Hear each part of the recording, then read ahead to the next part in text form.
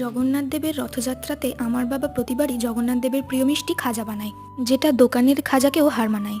আজকে তোমাদের সাথে খাজার রেসিপিটা শেয়ার করব। সবার আগে কড়াইয়ে জল গরম করে তাতে 2 কাপ চিনি দিয়ে ভালোভাবে জলটা ফুটিয়ে নেব।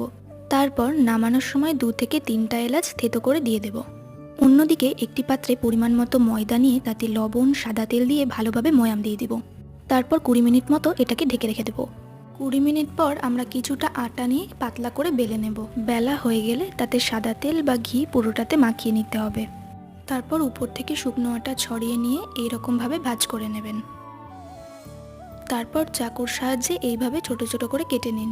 আর এই ছোট পিসগুলোকে একটু হাতে চেপে একবার বেলে নেবেন। এই দেখুন, দেখতে এরকম হয়েছে। তেলটা হালকা গরম হলেই এগুলো তেলে দিয়ে দিন আর গ্যাসের আঁচটা কম করে ভাজতে থাকুন যতক্ষণ না লাল হয়ে আসছে। ভাজা হয়ে গেলেই সেরাতে দিয়ে তুলে নিন।